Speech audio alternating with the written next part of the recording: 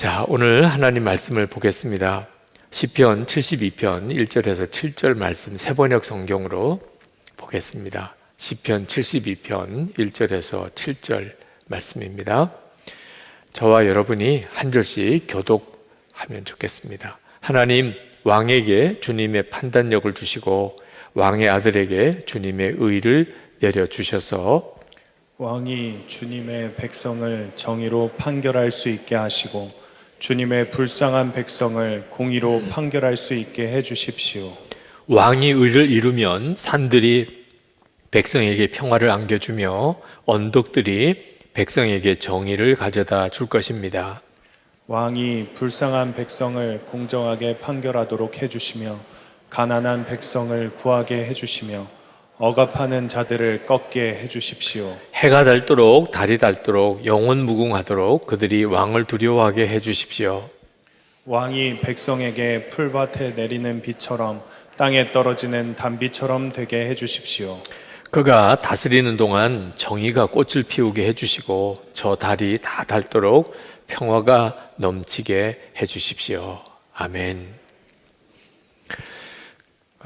월요일의 그리스도인이란 책을 쓴 최용수 목사님, 직장사역 하시는 참 귀한 목사님이신데, 그분이 우리 교회에 오셔서 우리 남자 성도들에게 말씀을 전하실 때 그런 말씀을 하시더라고요. 어느 기업이 크리스찬 기업인데 구호가 광고판에 써놓은 그런 구호가 주일은 주님과 함께, 그런 광고 문구를 내건일을 언급을 하시더라고요. 사실 우리나라 사회에서 어느 기업이 자기가 기독교인이다 라는 것을 공개적으로 이야기하는 것은 굉장히 두려운 일이기도 합니다. 손실도 감수할 각오를 해야 된다는 거죠. 굉장히 거부감을 갖는 사람들이 많이 있고, 또 우리나라의 경제 여러 관행이 기독교 정신에 부합하지 않는 일들이 많아서 공개적으로 그리스도인이라고 이렇게 고백을 하면 사업도 참 어렵다는 게 현실입니다. 그런데도 공개적으로 주일은 주님과 함께, 다시 말하면 주일은 영업 안 한다, 그런 뜻이죠. 하나님께 예배하는 날이다. 이렇게 한다는 일이 대단한 용기가 필요한 일이라 그렇게 언급하면서, 그렇지만 직장 사역을 하는 목사로서 좀 아쉬움이 남는다는 겁니다. 왜냐하면 주일은 주님과 함께, 그건 참 귀한 일이긴 하지만 월요일부터 토요일까지 우리가 직장에 나가서 또는 일터에서 거기서는 또 어떻게 할 건지에 대한 그 점이 직장 사역을 해보니까 더 중요하더라는 거예요. 특히 불신자들의 눈에는 예수 믿는 우리가 주일을 주님과 함께 온전히 예배드리는 날로 지키는 것이 그들에게는 그렇게 감동이 안 된다는 거예요. 야, 기독교인들 대단하다, 그런 감동이 안 된다는 거예요. 주일을 주님과 함께 지킨다. 그런데 월요일부터 토요일까지 그들이 자기들과 함께 같이 직장 생활하고 사업하고 하면서 예수 믿는 사람이 예수 믿는 사람다운 모습을 보여주는 일이 실제로는 불신자들에게 더 마음에 와닿는 일인데, 그동안에 한국 교회가 성도들이 월요일부터 토요일까지 세상에서, 직장에서 어떻게 살아야 하는지에 대해서는 별로 말해주지 않는다는, 주일만 하여튼 교회 와서 예배 잘 드리라, 주일 성수에 대해서만 너무 강조했던 것에 대해서 아쉬움을 이야기를 하시는데, 참 공감도 되고 또 교회 목사로서 부끄럽기도 하고, 그동안에 성도들에게 주일에 교회 와서 예배 드리는 것에 대한 강조하는 것 비해서 월요일부터는 어떻게 살아야 하는가에 대해서 참 부족했구나, 그런 생각이 들더라고요. 오늘은 하나님이 정말 기뻐하시는 일이 뭘까 하는 것 중에, 우리가 세상에 나가서 사는 동안 공의를 위해서, 정의를 위해서 사는 일이 얼마나 중요한가 하는 것에 대한 말씀을 나누려고 합니다. 하나님이 기뻐하시는 일을 하자. 이 주제로 이제 오늘 말씀을 전하고 다음 시간부터는 가정 부흥회가 진행됩니다. 5월 한 달 동안. 그리고 맨 마지막에 다시 한번 이제 가정에서 하나님이 기뻐하시는 일에 대하여 마무리 말씀을 이제 드리겠습니다만, 이제 그 시리즈 설교의 어쩌면 마지막 메시지가 되기도 해요. 여러분은 하나님의 자녀이시죠? 구원받은 하나님의 백성이시죠? 거기는 뚜렷한 표징이 있습니다. 하나님의 자녀인지 구원받은 백성인지 알 수 있어요. 여기서도. 죽고 난 다음에 가서야 아는 게 아니고. 두 가지 너무나 뚜렷한 표징이 있는데, 하나는 의를 행하는 거고 하나는 사랑하는 거예요. 이 두 가지, 공의와 정의를 행하는 것과 사랑으로 사는 것이 구원받은 백성의 뚜렷한 표징입니다. 요한일서 3장 10절 말씀 이렇게 말씀합니다. 이러므로 하나님의 자녀들과 마귀의 자녀들이 드러나나니 무릇 의를 행하지 아니하는 자나 또는 그 형제를 사랑하지 아니하는 자는 하나님께 속하지 아니하니라. 그러니까 의를 행하는 거하고 형제를 사랑하는 것이 구원받은 성도됨의 가장 중요한 증거예요. 이 점을 잊으시면 안 됩니다. 항상 우리에게 있어서 이 의를 행하는 거 너무너무 중요해요. 이 점에 대해서 교회가 그동안의 성도들에게 사실 충분히 강조하지 않은 것이 현실이라고 생각이 듭니다. 성도들이 세상에 나가 사는 동안에 의를 행하는 것과 형제를 사랑하는 것을 함께 강조했었어야 한다는 거죠. 이 시편 72편은 다윗이 자기 아들 솔로몬을 위해서 하나님께 드리는 기도예요. 다윗이 죽을 때가 되고 아들 솔로몬이 이제 왕이 됩니다. 하나님께서 내 아들 이 솔로몬 왕이 어떤 복을 받기를 다윗이 간절히 원하는 그런 기도예요. 그런데 이 기도에 우리가 주목할 내용이 하나님, 내 아들 솔로몬이 아주 공의로운 왕이 되게 해주세요. 그런 기도를 하고 있다는 거예요. 1절에 보면 하나님이여 주의 판단력을 왕에게 주시고 주의 공의를 왕의 아들에게 주소서. 그러니까 다시 말하면 하나님, 내 아들 이 솔로몬이 아주 하나님의 공의로운 왕이 되게 해달라. 여러분들도 자녀들을 위해서 기도하죠. 네, 자녀들을 위해서 다 기도하실 텐데 하나님, 내 아들이 내 딸이 아주 정의감이 투철한 아들과 딸이 되게 해주세요. 아주 의로운 아들과 딸이 되게 해주세요. 이렇게 기도하는 부모는 쉽지 않아요. 다 공부 잘하게 해달라고, 좋은 직장, 또 좋은 사람 만나서 결혼하게 해달라, 하여튼 몸 안 아프고 하여튼 잘 살게 해달라, 성공하게 해달라. 이런 기도, 세상 사람들이 자녀들을 위해서 하는 기도랑 크게 다를 바가 없어요. 우리의 기도가 정말 내가 구원받은 자라면 세상 사람들이 자녀 위해서 기도하는 것과 달라야 이게 말이 맞죠. 근데 그 중에 하나가 바로 이 공의로운 왕이 되게 해달라 하는 이 아버지로서의 다윗의 기도라는 거예요. 물론 다윗도 이 솔로몬이 큰 제국을 이루고 아주 강대한 왕이 되게 해달라는 기도를 합니다. 오늘 읽지는 않았지만 8절부터 그 뒤를 쭉 읽어보면 이렇게 기도합니다. 8절에 보면 왕이 이 바다에서 저 바다에 이르기까지, 이 강에서 저 땅 맨 끝에 이르기까지 모두 다스리게 해주십시오. 11절에 가서는 모든 왕이 그 앞에 엎드리게 하시고 모든 백성이 그를 섬기게 해주십시오.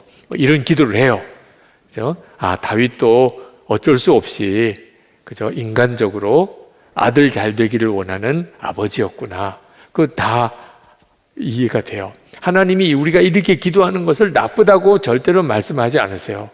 넌 어째 아들, 딸 잘 되기만 바라냐, 뭐 이렇게 하시는 하나님이 아니세요. 성경을 읽어보면 하나님도 우리들이 이 땅에서 창대하게 번성하기를 하나님도 원하셨어요. 그건 당연한 거죠. 근데 우리가 정말 주목할 것은 그렇게 아들 솔로몬이 그렇게 온 땅을 다 다스리는 그런 아주 강대한 왕이 되게 해달라는 기도 전에, 그런 기도를 하기 전에 다윗이 드렸던 기도예요. 먼저 한 기도. 그러니까 내 아들, 내 딸 잘 되게 해달라고 이렇게 기도하기 전에, 나중도 아니고 그런 기도도 안 하는 것도 문제지만 끝에라도 그렇게 기도하면 참 그것도 성도다울 수도 있는데, 다윗은 그런 기도하기 전에 먼저 한 기도가 7절이에요. 오늘 읽은 마지막 절인데, 그가 다스리는 동안 정의가 꽃을 피우게 해주시고 저 달이 다 닳도록 평화가 넘치게 해주십시오. 우리 아들이 왕이 될 때 그 다스리는 나라는 정의가 꽃을 피우게 해주십시오. 이 기도를 먼저 하고 그 다음에 온 세상을 다 다스리는 강대한 왕이 되게 해달라, 그렇게 기도했다는 점, 이 점이 바로 하나님이 다윗을 진짜 사랑한 이유구나. 하여튼 마음이, 하나님 마음이 쏙 드는 거예요. 여러분이 자녀를 위해서 많은 기도를 하는 것도 중요하지만 부모의 그 기도가 하나님 마음에 쏙 드는 거예요. 아, 내가 내 기도를 안 들어주고 누구 기도 들어주겠냐, 이럴 정도로 하나님을 정말 기쁘시게 하는 기도를 하는 일이, 실제로 우리가 자녀를 위해서 많은 복을 비는 기도를 하는 것보다 더 중요하다는 거예요. 하나님께서 솔로몬의 기도를, 솔로몬을 향한 다윗의 기도를 하나님이 받아주세요. 그건 다윗의 마음을 하나님이 너무 기쁘게 받으셨기 때문입니다. 여러분, 이게 왕의 기도예요. 이 다윗 시대에는 왕은 그 왕의 말이 곧 법입니다. 그죠? 그런 시대예요. 사람을 죽이고 살릴 권한이 있고, 왕이 그대로 재판관이고, 그리고 행정 집행도 하고, 사람의 생사 여탈 다 주관하는 막강한 권세를 가지고 있는 왕입니다. 그런데 다윗은 왕의 존재 의미를 다르게 생각했어요.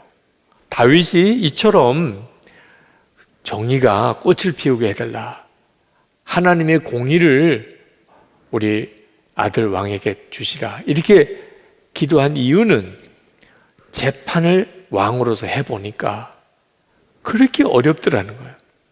요즘도 판사나 검사, 변호사 이런 분들은 공부를 엄청나게 하잖아요.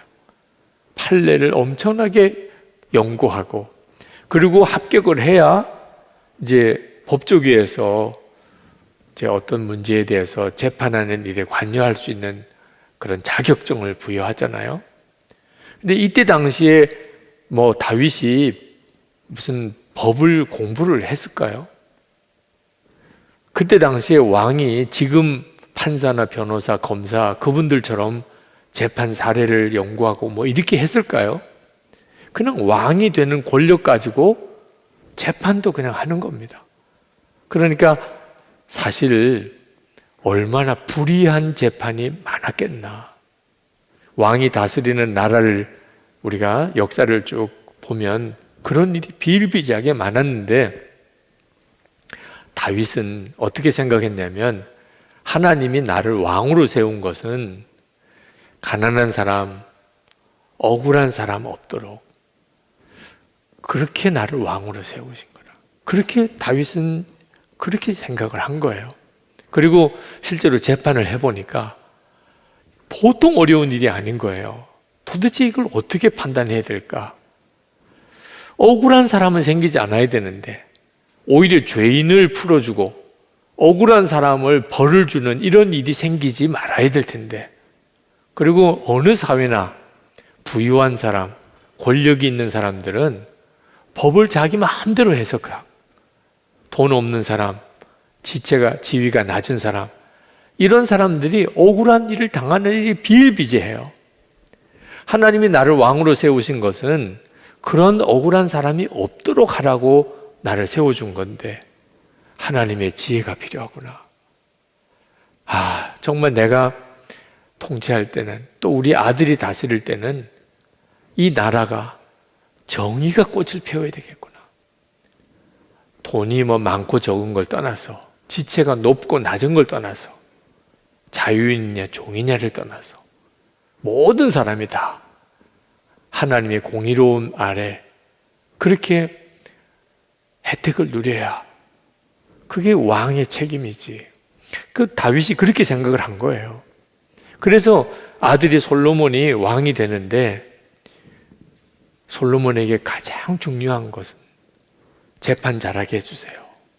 그래서 이 아들이 다스리는 그때 나라가 정의가 꽃을 피우게 해주세요.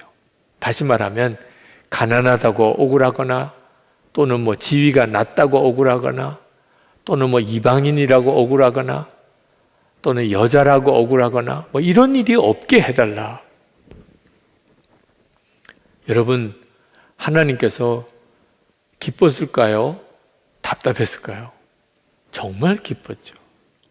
다윗의 그 소원의 기도를 들으신 하나님이 얼마나 기뻤겠어요. 사람은 본성상 사실 이기적이에요.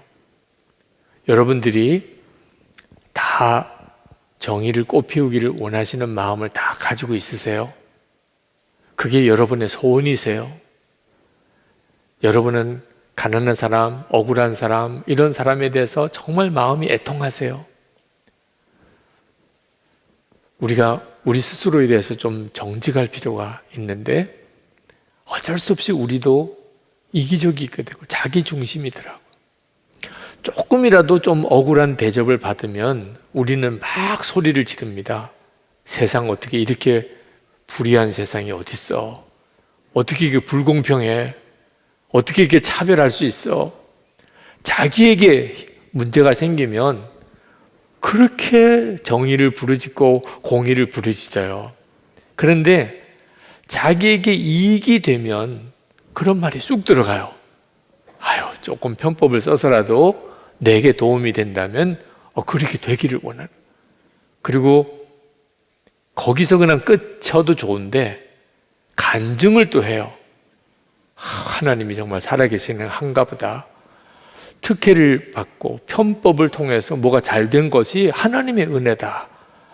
이렇게 되는 간증들이 그동안 한국 교회 안에 만만치 않이 있었어요. 교회 안에도 실제로 그런 일들이 있었어요. 정상적인 절차대로 우리도 공평하게 다 해야 된다. 법대로 해야 된다. 이런 원칙이 교회 안에서 쉽게 무너졌어요. 우리가 진짜 정의가 꽃피우기를 원하나? 우리도 다 자기 중심으로 해석하려고 그러고, 자기 잘 되는 것은 다 좋은 일이고, 자기에게 손해되면 그 다음에는 정의예요. 그게 우리 자신인 것을 우리가 솔직히 인정해야 합니다. 그래서 공의를 외치는 사람들이 사실 이중적인 사람일 가능성이 많아요. 공의를 부르짖고 정의를 부르짖고 평등을 부르짖고 이런 사람들이 겉으로는 그렇게 하는데 속으로는 전혀 다른, 자기는 특권을 누리고 자기는 이기적이고 자기는 법을 어기고 자기는 어떻든지 실속을 챙기고 이렇게 되는 경우가 굉장히 많아요.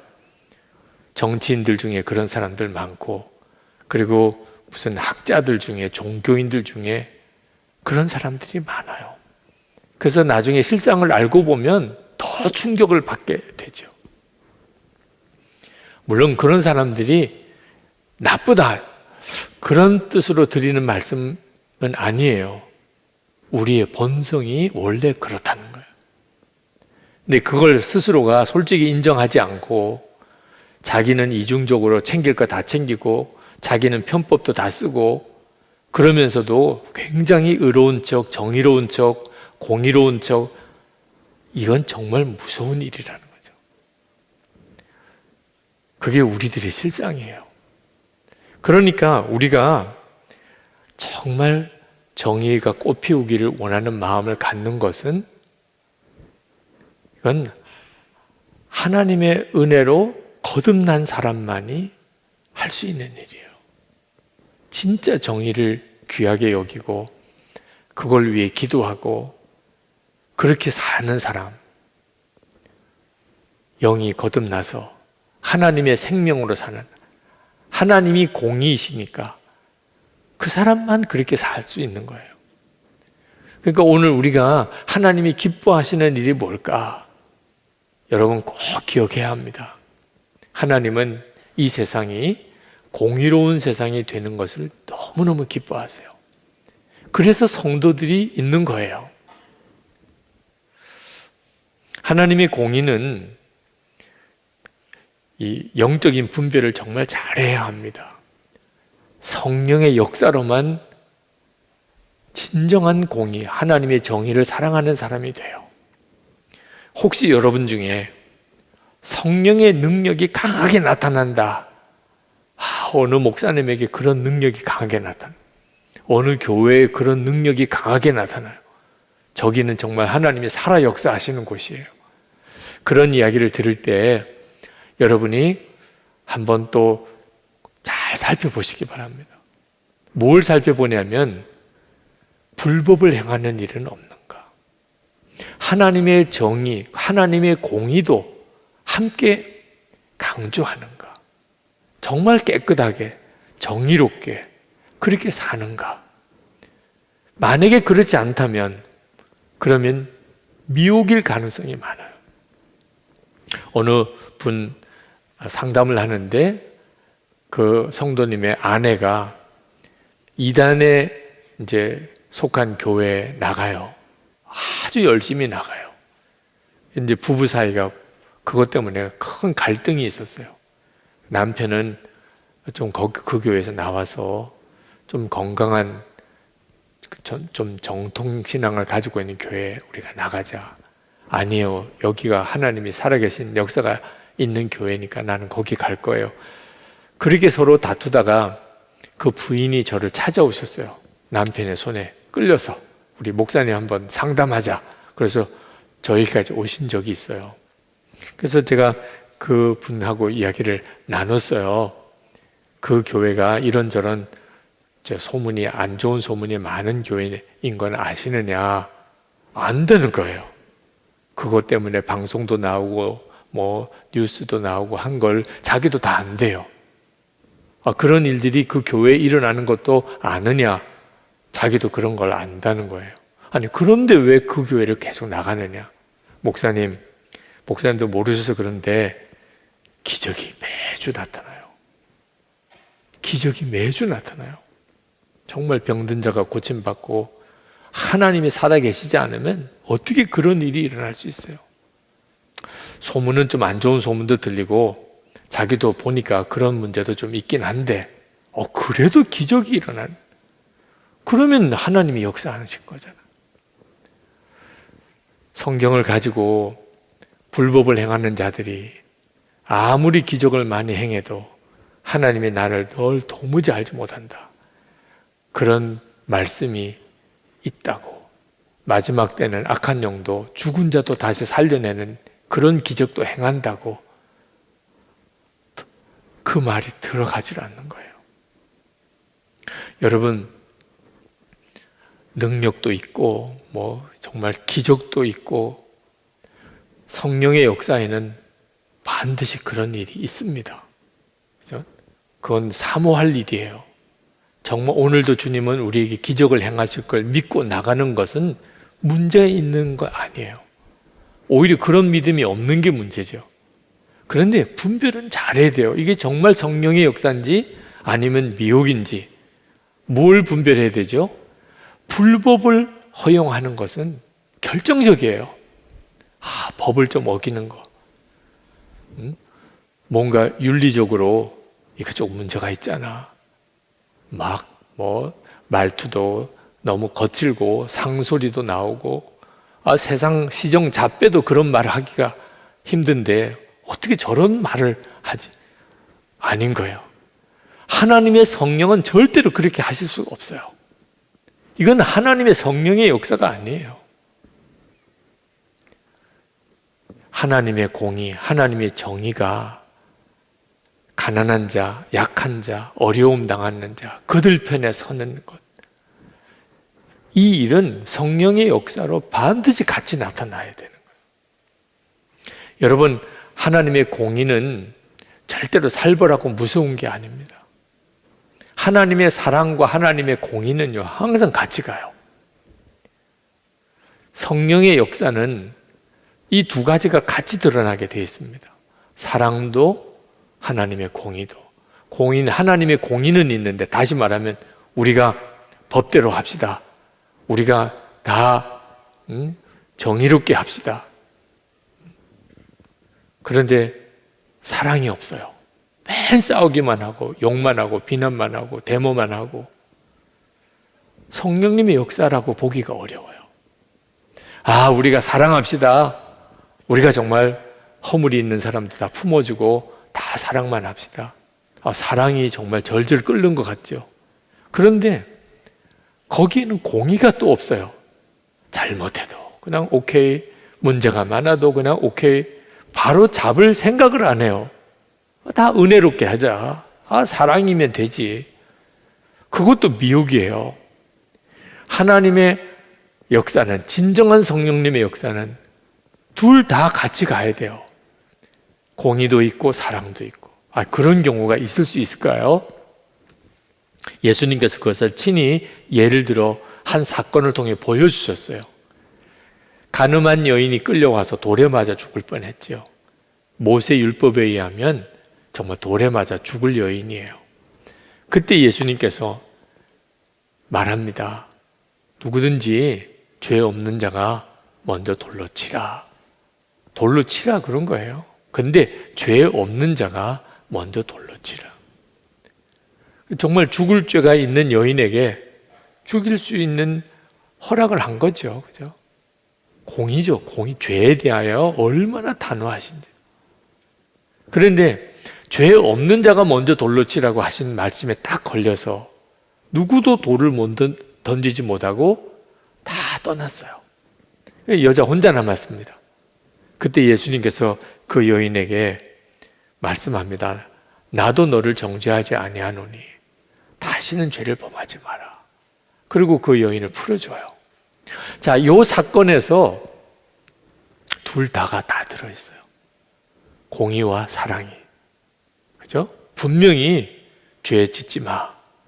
죄 없는 자가 먼저 돌로 쳐. 죄는 정말 무섭게 다스리죠. 그렇지만 예수님의 목적은 그 여인을 죽이려고 함이 아니고 살리려 함이었어요.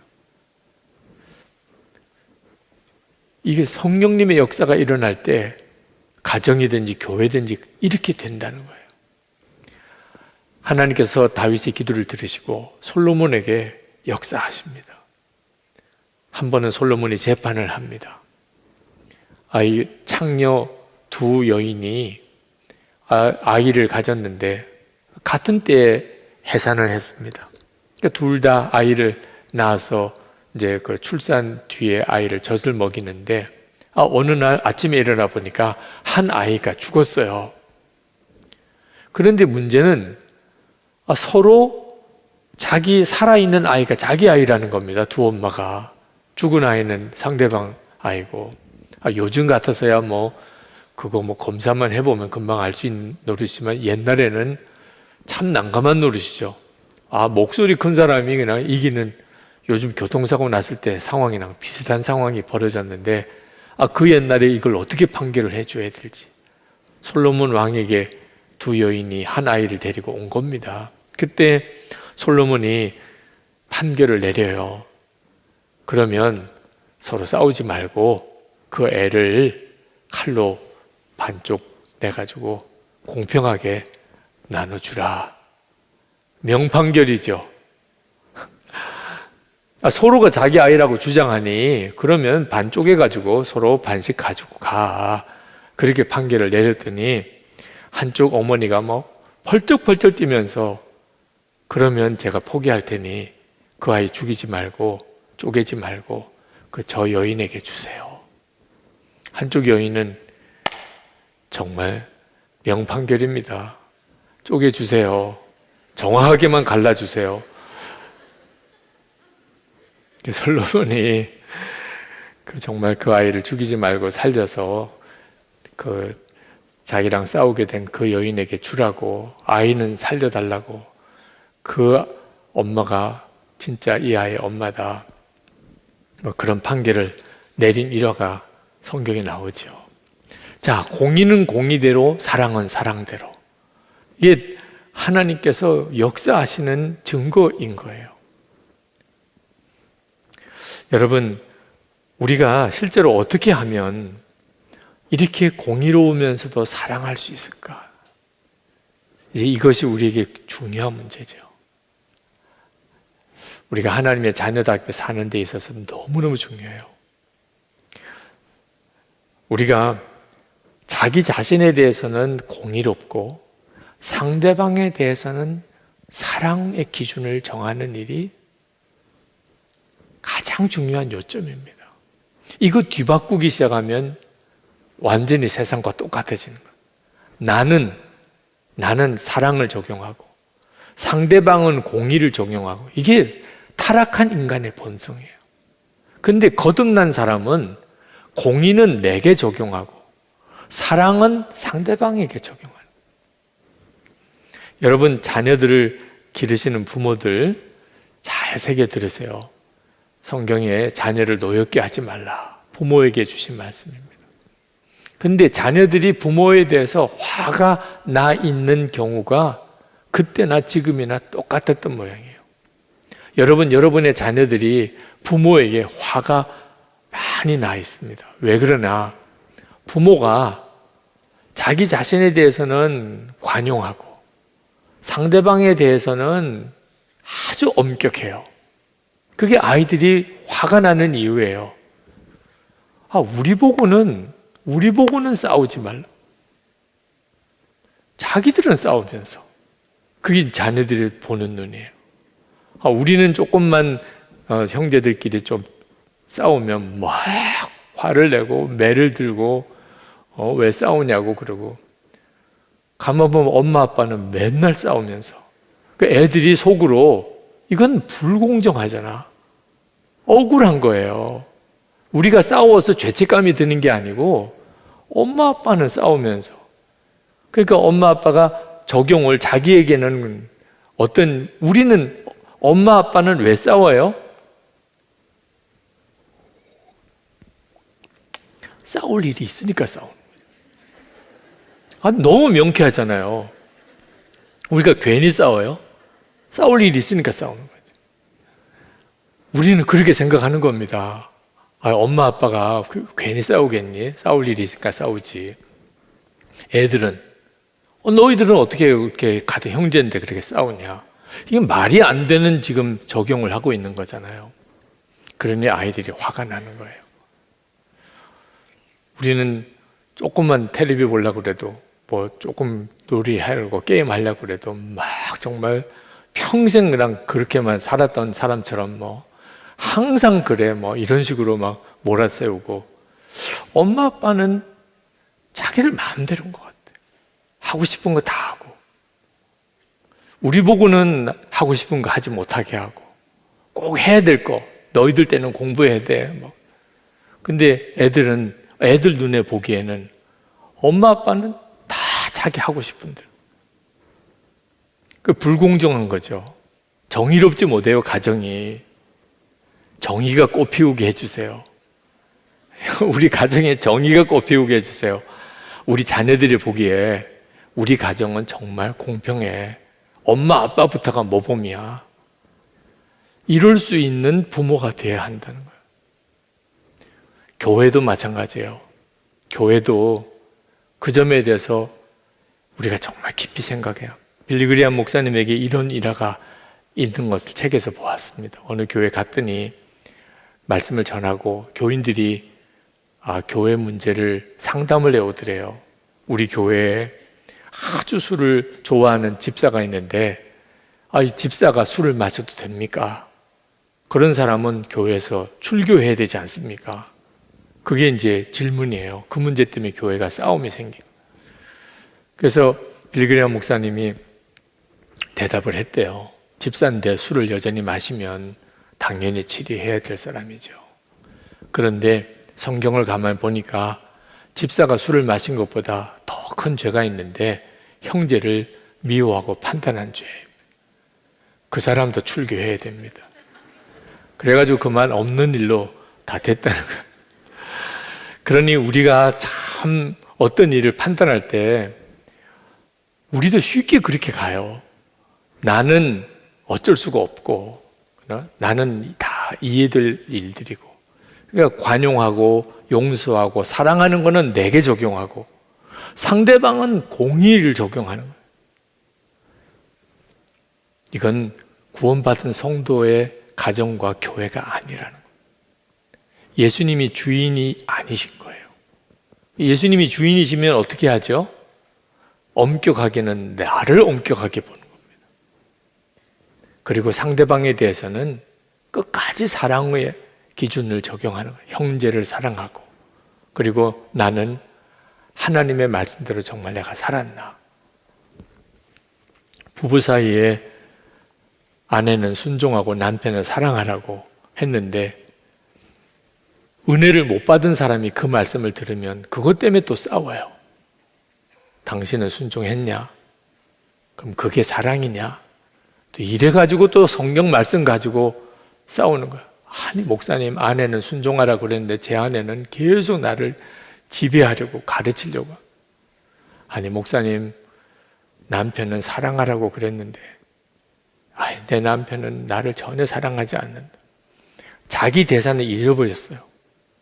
자기 대사는 잃어버리고 남의 대사만. 이게 공의롭지 못한 거죠. 여러분 꼭 기억해야 됩니다. 하나님이 우리의 마음을 살피시는 거예요. 여러분의 마음. 여러분의 마음에 음욕이 있으면 하나님은 간음한 것과 같이 보시는 거예요. 여러분의 마음에 탐욕이 있으면 도적질한 거나 같이 보시는 거예요. 여러분 마음속에 거짓이 있으면 거짓말한 거나 같아요. 미워하면 죽인 거나 같아요. 그게 하나님의 기준이에요. 그러니까 여러분이 정말 예수님을 여러분 마음에 영접하고 주님이 여러분과 함께 계신 것을 진짜 믿어야 비로소 공의로운 사람이 돼요. 여러분 자신에 대해서 정확한 눈이 뜨이니까. 남에 대해서 뭘 말하기 전에 여러분 자신부터 말씀 앞에서 정직하게 서게 되는 거예요. 여러분, 우리가 공의로운 사람이 되려면 주님을 바라보는 눈이 열려야 합니다. 의를 행하는 것은 하나님을 향한 거룩한 두려움이 있다는 뜻이에요. 저는 목회하면서 교회 안에 참 안타깝기도 하고 두려운 교인들, 목회자들을 많이 만나요. 하나님이 함께 계시는 것을 정말 아는데 어떻게 저렇게 말할 수 있을까? 어떤 경우는 막 소리를 지르는, 그분이 하는 말 소리를 지를 이유는 있어요. 그러니까 그렇게 하겠죠. 근데 한 가지 분명한 것은 하나님 앞에서도 저렇게 소리를 지를 수 있을까? 우리 중에 도대체 누가 하나님 앞에서 소리 지를 수 있겠어요? 하나님을 전혀 의식하지 않는다. 나 옳고 그른 판단만 있는 거예요. 그래서 뭔가 문제가 있을 때, 잘못했을 때 막 혈기를 부리고 소리를 지르고, 그게 두려운 거예요. 여러분, 예수님이 마음에 안 계신 것보다 더 두려운 게 예수님이 마음에 계신데 본인이 그걸 모르는 경우예요. 그러면 어떻게 되는 거죠? 예수님을 마음에 모시고 소리도 지르고 욕도 하고 남 험담도 하고 별의별 나쁜 짓도 하고 주님 마음에 모시고 이보다 끔찍한 일이 어디 있어요? 나중에 진짜 눈이 뜨이고 나면 진짜 기절초풍할 일이죠. 우리가 어떤 사람이 되어야 진짜 내가 공의로운 사람, 정의를 꽃피우기를 정말 갈망하는 사람이 되는가? 예수님이 나와 함께 계시는 것이 진짜 믿어지는 사람. 우리가 공의로운 삶을 살려면 고난을 각오해야 됩니다. 예수님께서 의를 행하는 자는 고난을 당할 것이라고 그랬어요. 마태복음 5장 6절에 의에 줄이고 목마른 자는 복이 있나니 그들이 배부를 것이며 10절 말씀에 의를 위하여 박해를 받는 자는 복이 있나니 천국이 그들의 것입니다. 여러분, 정말 우리가 의롭게 살기를 원한다면 때때로 고난도 각오해야 합니다. 그렇기 때문에 정말 의롭게 살려면 세상 어떤 사람보다도 예수님이 더 크게 믿어져야 돼요. 그러면 어떤 어려운 고난의 상황 속에서도 담대하게 하나님 기뻐하는 뜻대로 살 수 있어요. 엘리야가 아합과 이세벨 진짜 악한 왕과 왕비 그리고 이스라엘 나라가 다 그에 물들어 있는 바알 신, 아세라 신을 섬기는 우상 숭배의 나라가 되어 있는데 엘리야가 두렵지 않았어요. 왜냐하면 진짜 하나님을 바라보았기 때문에. 그래서 그 엘리야의 제단에 불이 내리는 영적 대싸움도 하고 승리도 거둔 거죠. 엘리사는 도단성에 아람 군대가 자기를 죽이려고 포위할 때도 두려워하지 않았어요. 하나님이 더 크니까. 다니엘이 포로로 잡혀갔지만 바벨론 왕, 그 왕보다 하나님이 더 의식이 되니까 그는 믿음으로 하나님 말씀대로 살 수 있었어요. 다윗이 골리앗 앞에 섰지만 하나님이 골리앗보다 더 크다고 그렇게 믿어지니까 그는 담대하게 골리앗과 싸우러 나갔어요. 우리가 언제까지 기도해야 되죠? 예수님이 내가 가장 두려워하는 그 사람보다도 더 크게 보일 때까지 그게 기도 기간이에요. 여러분이 직장에 나가면 두려운 사람이 있죠. 사업하다가 보면 두려운 사람이 있죠. 그 사람 앞에 가면 이상하게 위축이 되고 거짓말도 하게 되고 아부도 하게 되고 없는 이야기도 하게 되고 참 옳은 대로 못 살아요. 그 사람 앞에 가면. 왜 그렇죠? 영적으로 눌리니까 그런 거예요. 그럼 우리가 어떻게 해야 되죠? 하나님 앞에 기도할 때 그래서 주님을 바라보기를 그렇게 원하는 거예요. 주님을 바라보고 그리고 매일 주님을 의식하고 나가는 동안에 역전이 일어납니다. 그 사람이 전에처럼 두려워지지 않아요. 두려운 분은 예수님이죠. 이 사람이 공의로운 사람이에요. 그러면 그는 어떤 상황에서도 하나님이 기뻐하는 길로 가요. 여러분 돈 좋지요? 돈 싫은 분은 없으실 거예요. 그 돈이 좋으니까 정의롭게 살기가 어려운 거예요. 내게 이익이 되는 쪽에 자꾸 마음이 기울어지는 겁니다.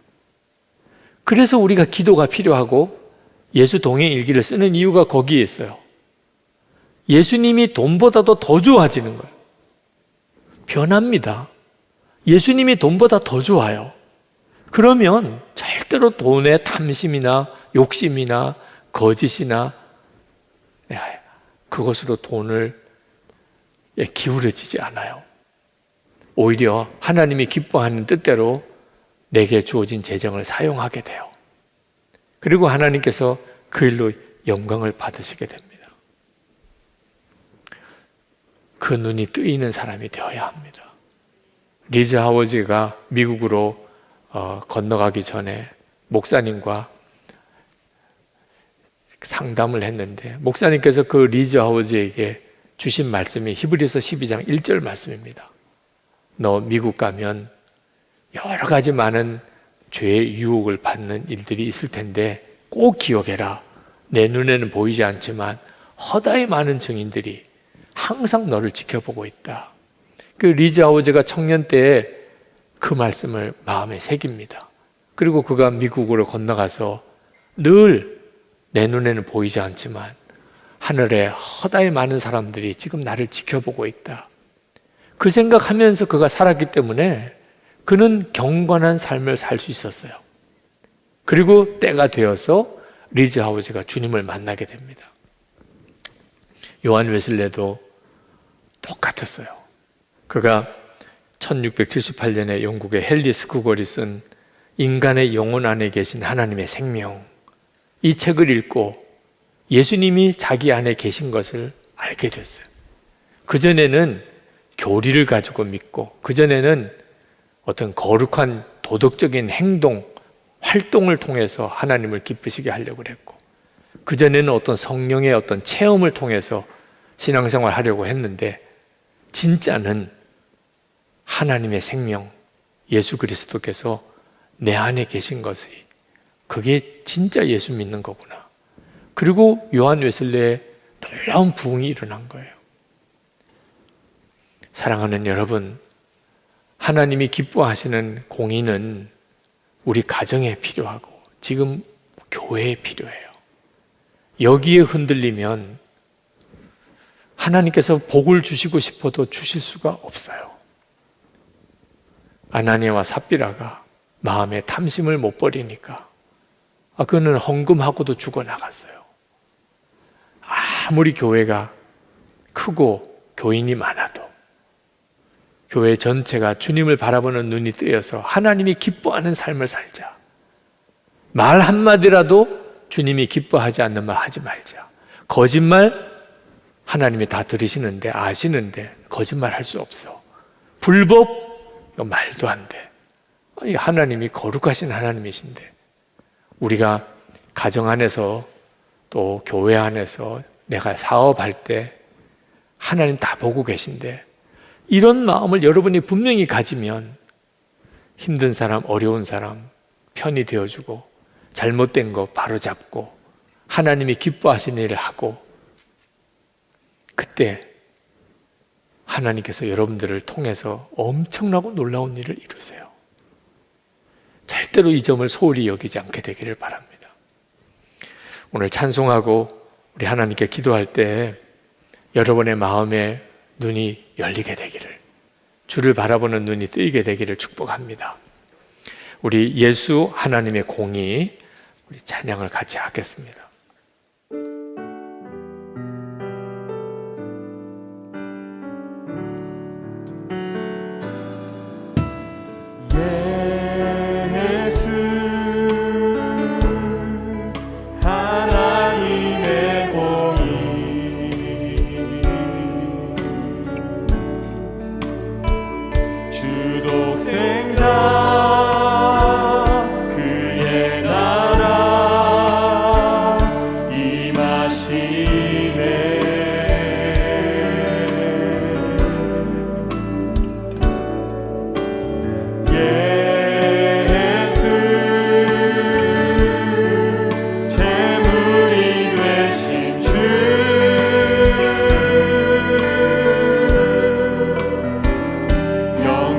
주의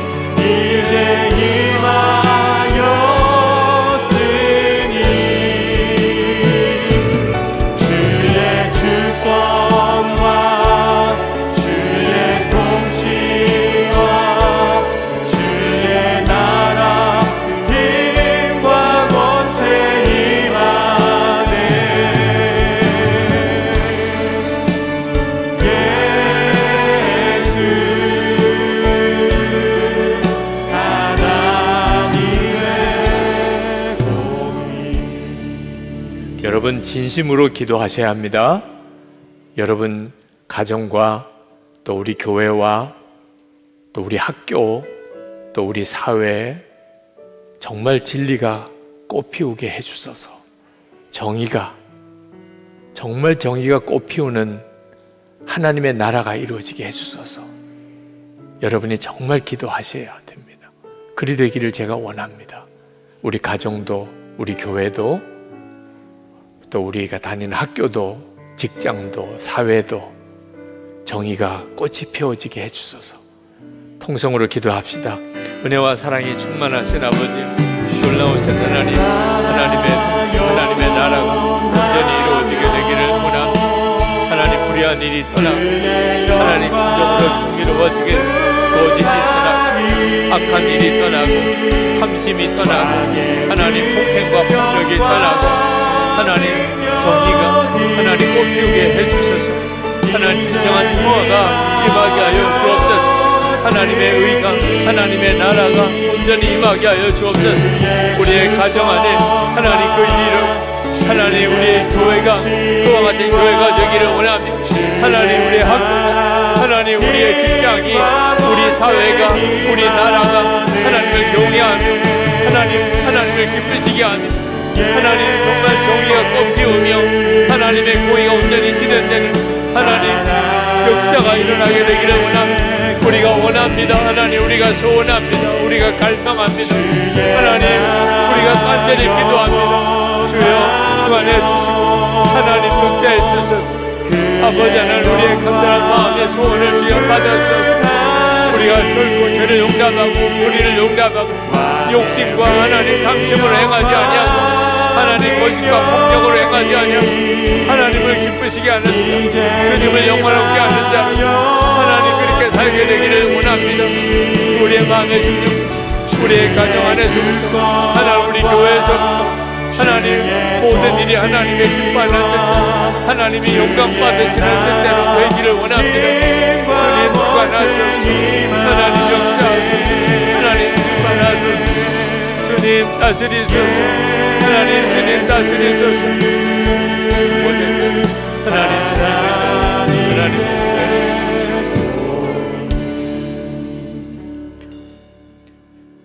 우리 또 한 번 더 진심으로 하나님께 기도합시다. 우리 주변에는 진짜 가난한 사람, 억울한 사람, 슬픈 사람이 많습니다. 그들에게 하나님의 진정한 위로가 임하게 해주소서. 가난하고 억울하고 슬프고 고통당하는 사람, 정말 위로가 필요하고 도움이 필요한 사람, 우리가 그들을 외면하지 않고 하나님의 사랑을 그들에게 흘려보내고 그들의 편이 되어주게 해주소서. 여러분 주변에 가정에서도 직장에서도 교회에서도 항상 약한 사람의 편에 서 주어야 합니다. 어려운 사람의 편에 서 주어야 합니다. 하나님 우리가 그리하겠습니다. 우리가 편들어 줘야 될 사람의 눈이 뜨이게 해 주옵소서. 우리 주여 부르짖고 기도합시다. 주여! 할렐루야. 놀라우신 하나님 은혜를 주시고 하나님 함께 하소서.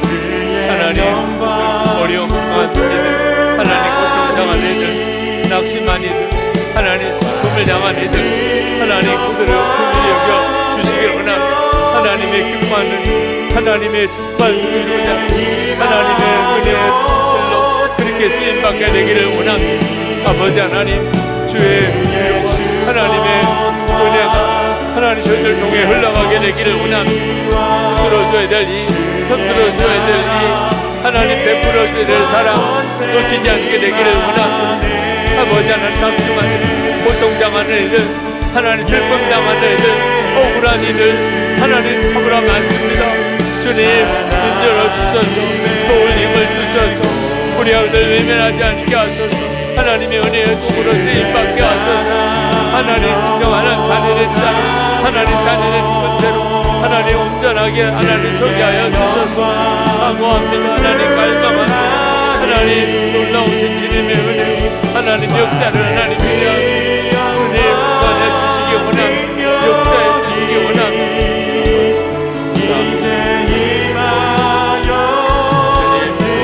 주님 나의 하나님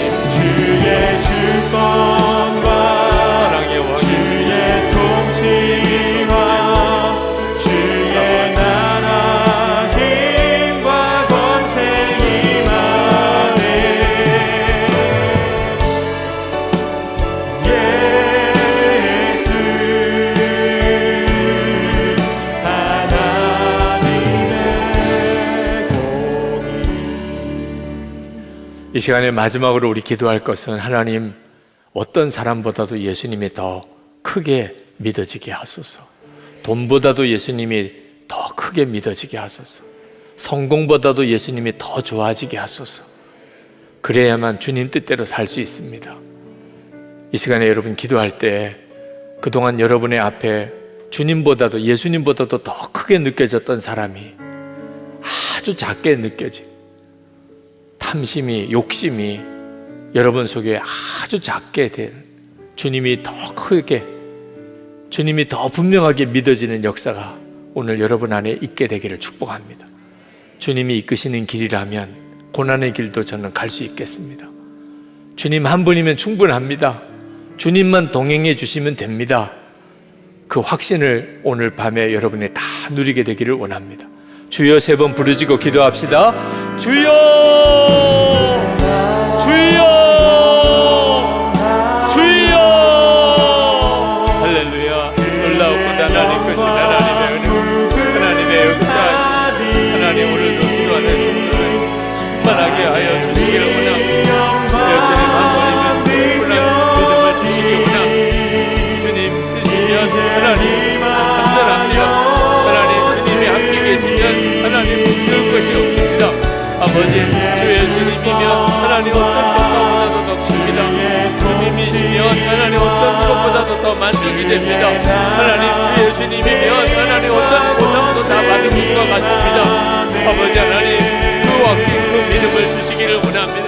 오늘도 하나님, 주님의 여러 가지 일, 흔들리는 일들, 하나님 자꾸만 진행되어지는 일, 사람의 하나님 앞에 꺾여지는 일들, 아버지 하나님 유혹한테 무기력하게 무너지는 일들을 하나님 붙들어 주시기를 원합니다. 모든 것보다 더 크신 주님, 하나님 그 어떤 사람보다 더 크신 주님, 하나님보다 더 좋으신 주님, 성공보다 더 하나님 귀한 주님, 하나님 그 눈이 열리게 되기를 원합니다. 진정으로 믿어지게 되기를 원합니다. 놀라운 확신 가운데 구하게 되기 원합니다. 하나님 완전한 답을 얻고 하나님 찬양하며 하나님 감사하며 하나님 정말 영적 없는 담대함으로 일어나게 되기를 원합니다. 오늘도 하나님 주님이 가게 하시는 길, 하나님 주님이 인도하시는 길, 주님이 이끄시는 길, 하나님 그 길로 담대히 갈 수 있게 되기를 원합니다. 아버지여 용서해 주시기 원합니다.